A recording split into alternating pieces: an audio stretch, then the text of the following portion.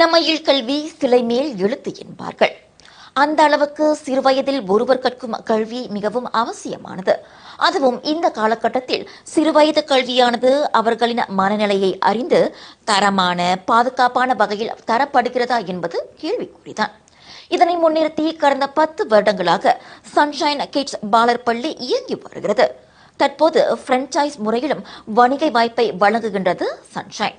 அதன் தோற்றுனர் doctor RV. Sham Prasad நம்முடன் இணைந்துள்ளார். இதை பற்றி மேலும் அவரிடம் தெரிந்து கொள்வோம். வாருங்கள்.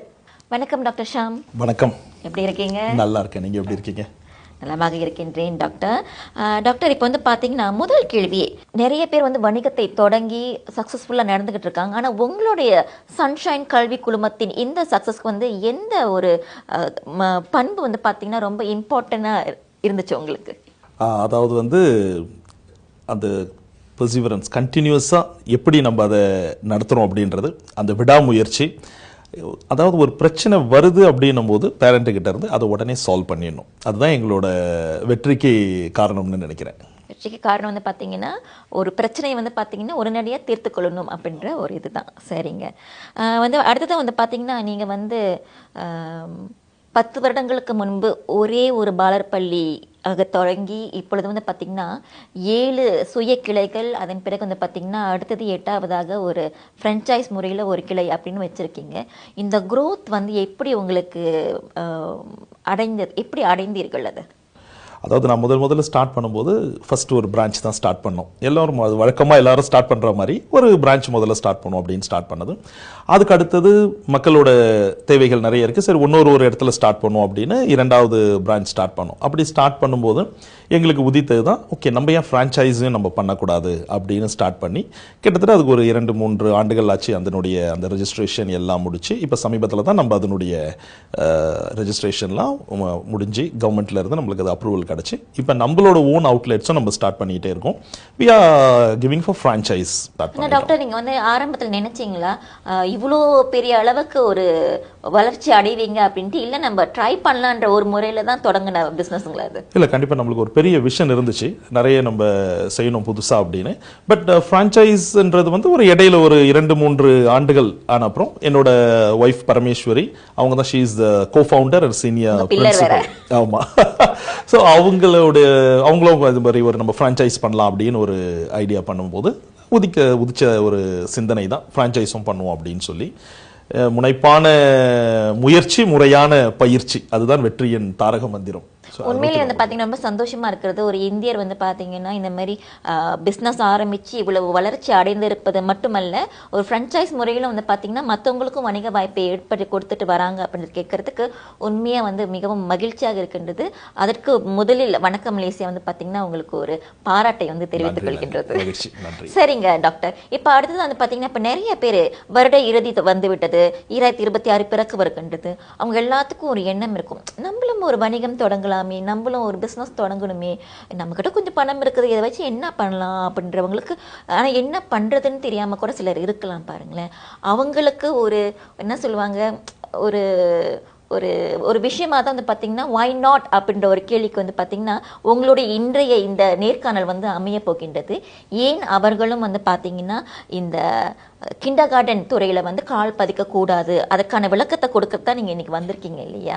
அந்த வகையில் இந்த ஃப்ரான்ச்சைஸ், அதற்கு முன்பதாக இந்த ஃப்ரான்ச்சைஸ் அண்ட் ஆல்சோ லைசன்சிங் அப்படின்ற 2 விஷயத்துக்கான வேறுபாடுகள் என்ன அப்படின்னு நம்ம மக்களுக்காக சொல்ல முடியுங்களா? ஓகே, அதாவது லைசன்சிங் அப்படின்றது நீங்கள் ஒரு குறிப்பிட்ட அளவு வரைக்கும் தான் நீங்கள் அவங்கள கண்ட்ரோல் பண்ண முடியும், சில விஷயங்களை நம்ம பகிர முடியும். ஆனால் ஃப்ரான்ச்சைஸ் மலேசியாவில் இந்த ஃப்ரான்ச்சைஸ் ஆக்ட் ஒரு ஸ்ட்ரிக்டாக நம்ம உருவாக்கி வைத்திருக்கிறார்கள். அதனால் அந்த ஃப்ரான்ச்சைஸ் அப்படின்னும் போது எடுக்கிறவங்களுக்கும் நல்லது, அதை கொடுப்பவர்களுக்கும் அதுதான் ரொம்ப ஒரு ஸ்ட்ரிக்டான ஆக்ட் அது மலேசியாவில் மெயின்டைன் பண்ணுறாங்க. அதனால ஃப்ரான்ச்சைஸ் ஆக்ட் அவங்க எடுத்து செய்யும் போது எல்லா விஷயத்தையுமே அவங்களோட லோகோ ஆகட்டும், அவங்களோட கலர்ஸ், என்ன மாதிரி கரிக்குலம் ஃபாலோ பண்ணுறாங்க, எந்த சிஸ்டம் எல்லாமே, இப்போ உணவுத்துறையிலேருந்து கல்வித்துறையிலேருந்து எல்லாம் நிறைய பியூட்டிஷியன் கோர்ஸ்லேருந்து நிறைய ஃப்ரான்ச்சைஸ் இன்னைக்கு வந்து போச்சு.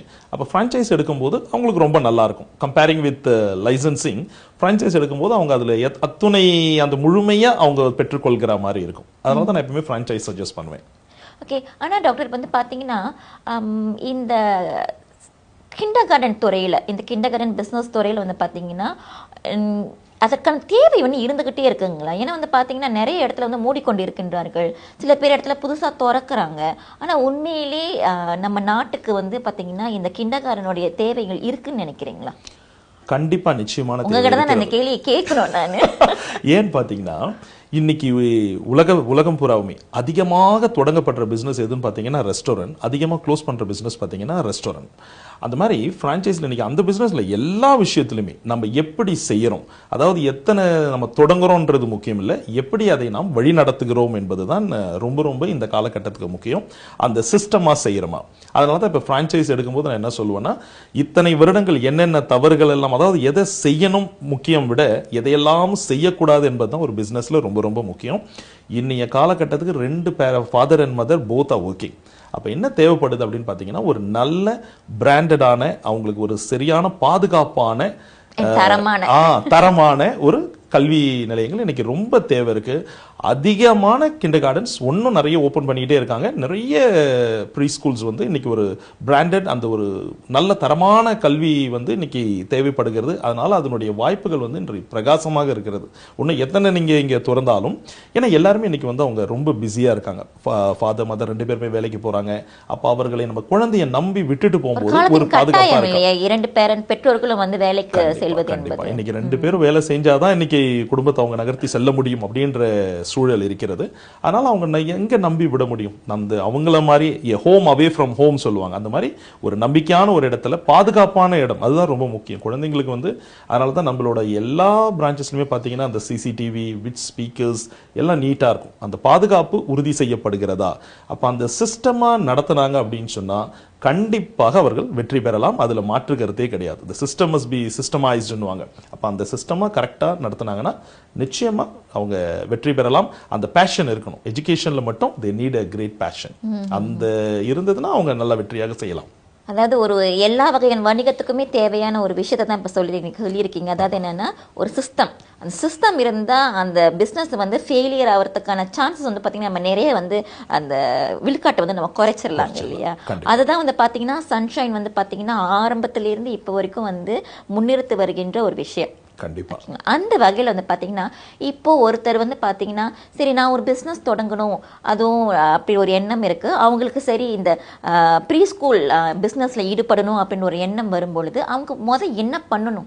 உங்களை எப்படி அப்ரோச் பண்றது? அவங்க நான் முதல் விஷயம் என்ன சொல்லுவேன்னா, மற்ற பிசினஸ் மாதிரி எஜுகேஷன் பிசினஸ் கிடையாது. ஏற்கனவே சொன்ன மாதிரி அந்த எஜுகேஷன் அப்படின்னாலே அந்த ஒரு பேஷன், ஒரு ஆசை. ஏன் என்று சொன்னால் நம்மளோட டேக்லைனே அதுதான் இருக்கும். நம்மளுடைய மறைந்த குடியரசுத் தலைவர், சவுத் ஆப்பிரிக்காவின் குடியரசுத் தலைவர் நெல்சன் மண்டேலா சொன்ன மாதிரி, education is the greatest tool to change the world. உலகத்தை புரட்டி போடுகின்ற ஒரு மிகப்பெரிய சக்தி அந்த கல்விக்கு இருக்குது. அப்போ அந்த பாலர் கல்வி வந்து always the beginning will be the hardest.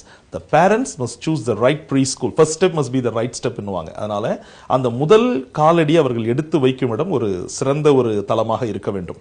புதுசா பிசினஸ் ஸ்டார்ட் பண்ணணும் அப்படின்னு ஆசைப்படுறவங்க அந்த எஜுகேஷன்ல ஒரு பேஷன் இருக்கிறவங்களா இருக்கணும். அதுதான் முதல் தகுதி. எல்லாத்துக்குமே தேவை வந்து அந்த முதல் நம்ம செய்வதை திருந்து செய்ன்னு சொல்ற மாதிரி அந்த ஒரு ஆசை இருந்ததுன்னா அவங்க கண்டிப்பா எங்களை தொடர்பு கொள்ளலாம். இப்ப மற்ற பிராண்ட்ஸ் மாதிரி ரொம்ப இவ்வளவு இன்வெஸ்ட் பண்ணணும் அப்படின்ற ஒரு பிரச்சனையே நம்ம சன்ஷைன்ல இருக்காது. இட் இஸ் அஃபோர்டபிள் ஃபீ. எல்லோரும் தொழில் முனைவராக அவர்களை மாற்ற வேண்டும் என்பதுதான் என்னுடைய குறிக்கோள். அந்த எஜுகேஷன்ல அந்த பேஷன் இருக்கிறவங்க கண்டிப்பாக என்னை தொடர்பு கொள்ளலாம். அவங்களுக்கு A to Z அந்த ஸ்டார்ட் அப்ஸ் எப்படி பண்ணணும், என்ன செய்யணும், எங்க லைசன்ஸ் வாங்கணும், கவர்மெண்ட்ல எப்படி அப்ரூவல் எடுக்கணும், எல்லாமே அவர்களுக்கு நாம உதவி செய்வோம். அவங்களுக்கு எல்லாமே நம்ம வழிகாட்டுதல் ஒவ்வொன்றுத்துலையும் இருக்கும். இப்போ இந்த சில ஃப்ரான்ச்சைஸ்லாம் என்கிட்டயே அந்த கம்ப்ளைண்ட் சொல்லுவாங்க, நாங்கள் காசு கட்டிட்டோம், ஸ்டார்ட் பண்ணோம், அதோட எங்களுக்கு எந்த ஒரு வழிகாட்டுதல் இல்லை. நம்மளது A to Z starting until the end எப்படி செய்யணும்னு அந்த எல்லா சிஸ்டமும் அவங்களுக்கு நம்ம கற்றுக் கொடுப்போம். ஆனால் டாக்டர், சில பேர் வந்து பார்த்தீங்கன்னா நீங்கள் முதல் சொன்னது ரொம்ப சரியான ஒரு விஷயம். ஒரு தொழில் தொடங்கும் பொழுது அதில் நமக்கு ஆர்வம் இருக்கிறப்போ நம்ம இன்னும் அடிஷ்னலாக வந்து உழைப்போம் பாருங்களேன். ஆனால் சிலருக்கு வந்து பார்த்தீங்கன்னா அதில் அனுபவமே இருக்காது. ஆனால் அவங்கள்ட்ட வந்து பார்த்தீங்கன்னா ஓரளவுக்கு வந்து இன்வெஸ்ட் பண்ணுறதுக்கான அந்த பணம் இருக்கும், என்ன பண்ணுறதுன்னு தெரியாமல் கூட இருப்பாங்க பாருங்களேன். அவங்கெல்லாம் வந்து இதில் ஈடுபடலாம்னு நினைக்கிறீங்களா? கண்டிப்பாக. என்கிட்ட ஒரு போன மாதம் கூட ஒருத்தர் கால் பண்ணியிருந்தாங்க, ஒரு பெரிய ஒரு தொழிலதிபர், டாக்டர் ஷாம், நான்